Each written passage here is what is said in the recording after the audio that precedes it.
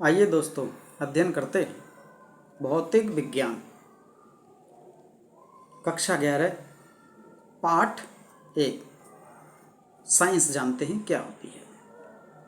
Latin भाषा के शब्द साइंसिया का मतलब होता है जानना, से साइंस बना है। यानी साइंस किससे बना है? एक लैटिन भाषा का वर्ड है साइंसिया, उस साइंसिया से साइंस बना है। साइंस को 3 भागों में विभाजित किया गया है। नंबर फर्स्ट, भौतिक विज्ञान फिजिक्स, रसायन विज्ञान केमिस्ट्री, जीव विज्ञान यानी बायोलॉजी। अब इसमें पहली जानते हैं हम भौतिक विज्ञान। भौतिक विज्ञान क्या होती है, इसके अंतर्गत किन किन चीज़ों का अध्ययन किया जाता है, ये बात समझते हैं। ग्रीक शब्द फ्यूजिस से उत्पत्ति हुई, यानी जो भौतिक विज्ञान है उसकी उत्पत्ति कहाँ से हुई है? ग्रीक शब्द फ्यूजिस से उत्पत्ति हुई। फ्यूजिस का अर्थ प्रकृति होता है, प्रकृति को इंग्लिश में नेचर कहते हैं, यानी फ्यूजिस का अर्थ क्या होता है? नेचर होता है। अब परिभाषा देखें फिजिक्स की परिभाषा क्या है, यानी भौतिक विज्ञान की परिभाषा क्या है?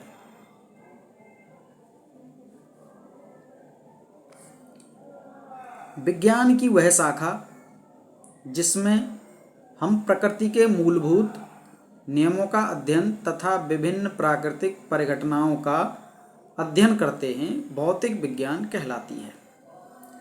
अब प्रकृति के मूलभूत नियम क्या हैं या प्राकृतिक परिघटनाएं क्या हैं, इनको जानते हैं। जैसे उदाहरण, लाइट का जलना, ये क्या है? ये मनुष्य के द्वारा बनाई हुई है लाइट। साइकिल का चलना, ये भी मनुष्य क्या है? हवा का चलना, ये प्राकृतिक परिघटना है। विद्युत धारा का प्रवाहित होना, यानी इसके अंतर्गत जो फिजिक्स है उसके अंतर्गत कुछ नेचुरल चीज़ों का भी अध्ययन करेंगे और कुछ मनुष्य के द्वारा बनाई गई चीज़ों का भी अध्ययन करेंगे। अब भौतिक के नियम, जो सभी नियम हैं वो सार्वत्रिक हैं, यानी हर जगह वैलिड हैं। हमारा जो विश्व मैप है उसमें 7 कॉन्टिनेंट हैं, 7 महाद्वीप हैं, हर जगह वैलिड हैं। फिजिक्स के नियम सार्वत्रिक हैं, हर देश में वैलिड हैं, चाहे वो भारत हो, अमेरिका हो या कोई भी कंट्री हो। सैद्धांतिक हैं, यानी प्रूव्ड हैं, इनको प्रूफ किया गया है, ऐसे नहीं मान के रख लिया गया, प्रूफ किया गया है। गतिशील हैं, यानी आगे भी इनमें अगर कोई चेंजेशन की आवश्यकता होती है तो वैज्ञानिक इनमें चेंज करके फिर से नियम को प्रूफ करके दे सकते हैं। गतिशील हैं। प्रकृति के मूल बल 4 होते हैं।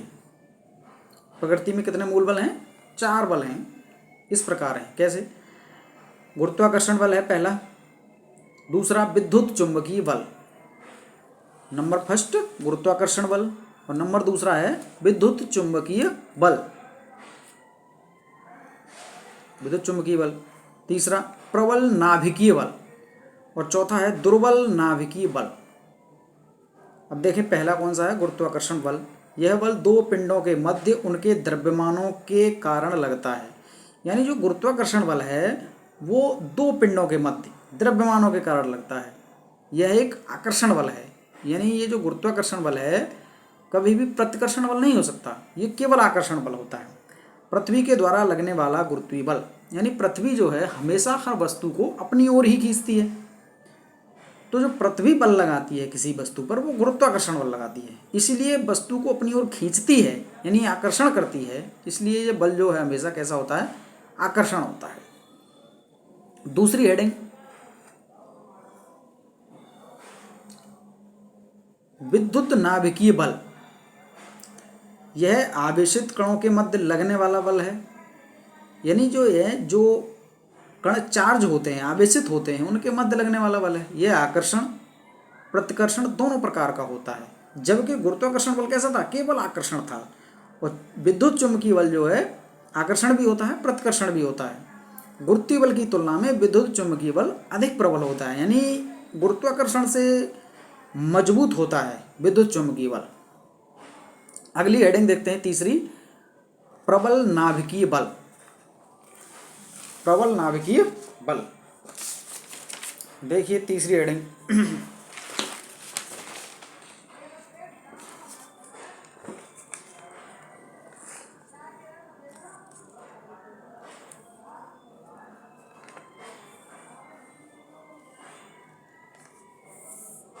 प्रबल नाभिकीय बल।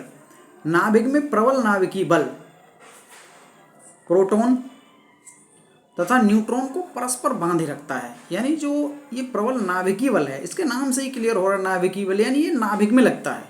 अब नाभिक में कौन कौन रहते हैं, जैसे ये कोई एलिमेंट है, उसके नाभिक में प्रोटॉन और न्यूट्रॉन रहते हैं। इलेक्ट्रॉन कहाँ होते हैं, कक्षाओं में गति करते रहते हैं।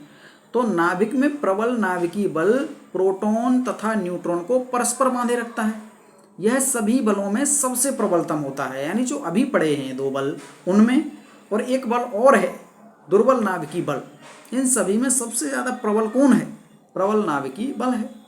परमाणु में उपस्थित इलेक्ट्रॉन इस बल का अनुभव नहीं करते। अब इलेक्ट्रॉन इस बल का अनुभव क्यों नहीं कर पाते, क्योंकि वो कक्षाओं में गति कर रहे हैं, जबकि ये बल लगता कहाँ है, नाभिक के अंदर ये बल लगता है। और नाभिक में कौन होते हैं, प्रोटॉन और न्यूट्रॉन होते हैं। तो इन्हीं पर केवल ये काम कर पाता है।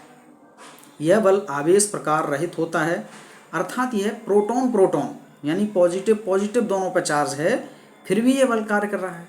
न्यूट्रॉन न्यूट्रॉन यानी इन पर न्यूट्रॉन पर कोई आवेश नहीं होता, फिर भी ये बल लगता है। एवं प्रोटॉन न्यूट्रॉन यानी प्रोटॉन पर पॉजिटिव चार्ज होता है, न्यूट्रॉन आवेश रहित होते हैं, फिर भी ये चार्ज लगा है। यानी ये जो बल है प्रबल नाभिकीय बल, ये आवेश प्रकार रहित है, यानी आवेश से इसे कोई मतलब नहीं है के बीच। यानी यह प्रोटॉन प्रोटॉन के बीच भी लगता है, न्यूट्रॉन न्यूट्रॉन के बीच भी लगता है, प्रोटॉन और न्यूट्रॉन के बीच समान रूप से कार्य करता है। ये नहीं कि इस पर प्लस चार्ज है, इस पर प्लस चार्ज है तो कुछ कम लगे, या यहाँ कोई चार्ज नहीं तो ज़्यादा लगे, ऐसा नहीं है। ये आवेश प्रकार रहित है, यानी सभी पर समान रूप से कार्य करता है, लेकिन लगेगा केवल प्रोटॉन और न्यूट्रॉन पर ही, इलेक्ट्रॉन से इसे कोई मतलब नहीं है। चौथी हेडिंग है दुर्बल नाभिकीय बल। यह बल कुछ निश्चित अभिक्रियाओं में, जैसे नाभिक का बीटा क्षय में प्रकट होता है।